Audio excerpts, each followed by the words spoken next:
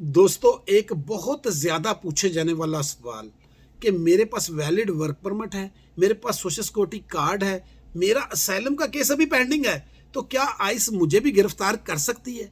तो दोस्तों, पहले तो बुनियादी बात याद रखें, जो आपके पास वर्क परमिट है, जो आपके पास सोशल सिक्योरिटी कार्ड है, वो आपका इमिग्रेशन स्टेटस नहीं है।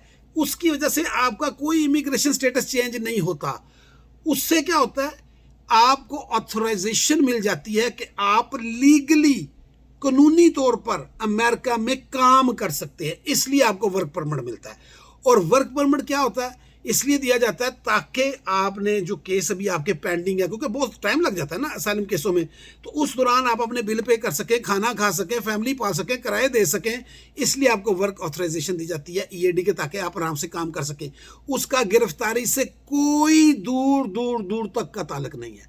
अब गिरफ्तारी क्यों होती है, अब वो सुन लें।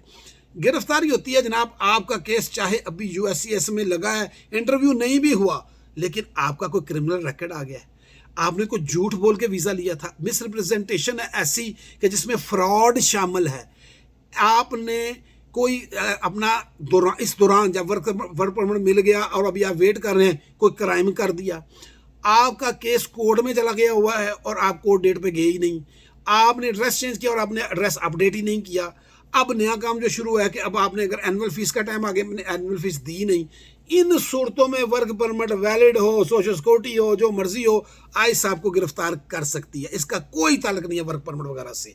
हाँ, अगर आप ये सारे काम नहीं कर रहे और आप बिल्कुल लीगली अपना काम कर रहे हैं, वर्क ऑथराइजेशन आपके पास है, आप काम पे जाते हैं, काम से आते हैं, आपकी डेट आती है, आप डेट पे कोर्ट जाते हैं, यूएससीएस जाते हैं, आपने जनाबे वाला सारी फीसें पे की हैं, अपना एड्रेस किया, अपडेट किया हुआ, फिर वो नॉर्मली तंग नहीं करते जब तक कि आपका फाइनल रिमूवल का आर्डर ना आ जाए। याद रखें, जब फाइनल रिमूवल का आर्डर आ जाता है फिर तो जाहिर है, फिर तो रिमूव ही करना है, फिर तो वो डिटेन कर सकते हैं आपको। उससे पहले भी वो किसी वक्त भी डिटेन कर सकते हैं अगर आपने कोई गड़बड़ की। उसका वर्क परमिट से कोई ताल्लुक नहीं है। एक बात, अब कुछ मैं आपको टिप्स दे दूं। आइस वाले जब आपके पास, अगर आप कहीं काम कर रहे हैं, आपके पास आ जाते हैं और पूछते हैं जी अपना दिखाओ, कोई अपना कागज़ दिखाओ, तो आपके पास वर्क ऑथराइजेशन हर वक्त आपकी जेब में होना चाहिए, क्योंकि वो आपके पास एक चीज़ है कि हाँ जी मैं ऑथराइज्ड हूँ, मुझे इजाज़त मिली हुई है कानूनी तौर पे अमेरिका में काम करने की। ये ना हो कि आप स्टोर पे काम कर रहे हैं, कहीं काम कर रहे हैं और कार्ड आपके पास है नहीं और आप जनाबे वाला, वो फिर तो और जुर्म हो गया ना। इसलिए आपको साबित तो करना है ना, इसलिए वो आप दिखा सकते हैं उनको। आइस वाले के आगे लग के दौड़ना नहीं है, अगर कार्ड घर भूल आए हैं, कार्ड नहीं है तो दौड़ना नहीं है वो, और आप अपने जान को मुसीबत में डाल लेंगे। इसलिए, और जब आपको कहीं भी बुलाया जाता है किसी काम के लिए भी फौरन आपने जाना है।